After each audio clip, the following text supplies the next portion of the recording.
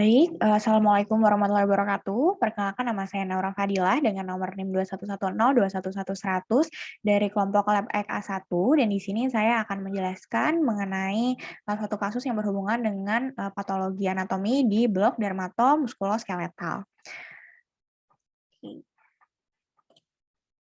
Nah, jadi yang pertama itu ada kasusnya. Untuk kasusnya sendiri, terdapat seorang laki-laki berusia 50 tahun datang dengan keluhan utama bintik-bintik coklat di wajahnya. Kemudian lesinya itu berada di pelipis kanan dan juga berada di pipi atas. Nah, lesinya ini itu berbatas tajam terangkat dan permukaannya itu verruca atau papilomatosa. Nah, kemudian untuk tampak makroskopis dari lesinya ini sendiri adalah berukuran 3 mm dikali 3 mm dikali 2 mm dengan konsistensi yang lembut. Nah, kemudian untuk diagnosis dari skenario kasus sebelumnya itu adalah keratosis seboroik. Nah, untuk keratosis seboroik ini sendiri sebetulnya mirip dengan melanoma, tapi bedanya untuk keratosis seboroik batasnya adalah tegas, sedangkan kalau untuk melanoma itu sendiri batasnya itu difus gitu dengan kulit ya berbatas difus. Lalu, selanjutnya saya akan membahas lebih lanjut mengenai keratosis seboroik. Jadi untuk keratosis seboroik sendiri adalah tumor jinak epidermal, jadi merupakan tumor jinak pada kulit yang berpigmen dan disebabkan oleh proliferasi dari keratinosit epidermis. Nah, kemudian tumor ini seringkali menyerang pada bagian kepala, bagian leher, dan juga bagian ekstremitas, baik itu ekstremitas atas ataupun ekstremitas bawah. Nah, selanjutnya ada etiologi ataupun penyebab. Nah, jadi, penyebab dari keratosis seboroik ini adalah, mutasi. Jadi terdapat mutasi yang, kemudian akan mengaktifasi, fibroblast growth factor receptor 3 atau singkat FGFR3 dan kemudian aktivasi dari FGFR3 ini menyebabkan adanya aktivitas, dari enzim tirosin kinase yang kemudian akan merangsang jalur pengisyaratan RAS dan juga P13KCA. Nah, selain itu, eee, etiologi dari keratosis seboroik ini, bisa berasal dari, paparan sinar matahari atau ultraviolet, kemudian bisa berasal dari, human papillomavirus atau HPV, dan juga bisa berasal dari hiperplasia melanosit. Nah, selanjutnya ada epidemiologi. Jadi untuk epidemiologi dari keratosis seboroik ini sendiri, merupakan, tumor jinak kulit yang tersering gitu. Jadi untuk kasus dari keratosis seboroik ini, sering. Nah, di Amerika sendiri 80 juta penduduknya itu, didiagnosis, mengalami, keratosis seboroik. Lalu, selanjutnya keratosis seboroik ini banyak diderita pada lansia atau usia lanjut. Nah, seringkali terjadi pada usia, di atas 50 tahun. Lalu selanjutnya untuk prevalensi sendiri tidak terdapat perbedaan antara pria dan juga, wanita.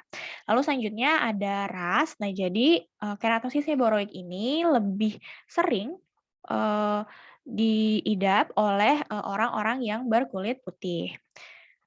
Oke, lalu selanjutnya saya akan membahas mengenai gambaran makroskopik atau, gambaran yang bisa dilihat oleh, mata, gambaran dari luarnya. Nah, jadi untuk gambaran makroskopik sendiri bisa, dilihat di sini bahwa, terdapat lesi yang kecoklatan. Nah, warnanya ini bisa dari, coklat sampai, coklat yang, tua sekali. Lalu selanjutnya itu ada berbatas tajam dan, terangkat.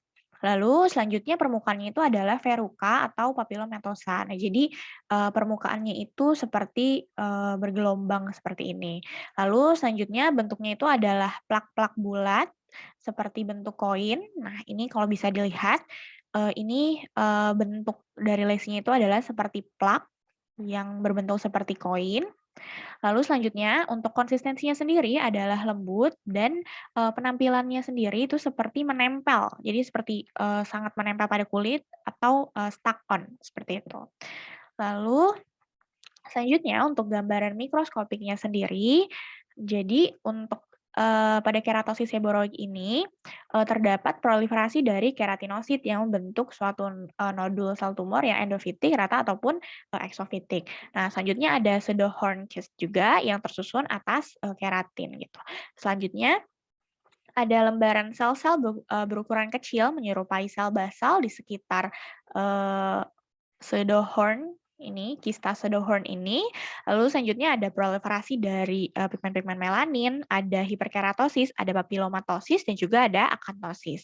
Nah, untuk, gambarannya sendiri, bisa dilihat di sebelah kanan ini. Jadi yang nomor satu ini, terjadi hiperkeratosis pada, lapisan epidermisnya, kemudian masih di epidermis ini terdapat, kista pseudohorn. Nah, kista pseudohorn ini berisi atau, mengandung, keratin seperti itu.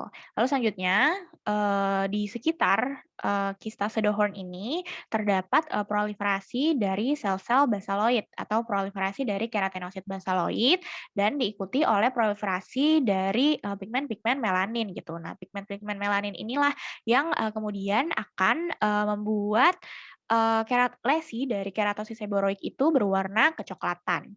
Lalu selanjutnya, di sini ada, akanthosis atau perluasan dari Reiterich karena, terjadi, proliferasi dari sel-sel basaloid dan juga terdapat, kista pseudohorn di sini, sehingga menimbulkan akanthosis seperti itu. Oke, lalu ini untuk lebih jelasnya, nah di sini terdapat, eee hiperkeratosis, lalu selanjutnya di sini, terdapat sel-sel basaloid disertai dengan proliferasi dari, pigmen-pigmen melanin, kemudian di sini ada, kista dari, pseudohorn-nya. Nah, di sini juga kita bisa terlihat jelas ya, di sebelahnya ini merupakan, epidermis yang tidak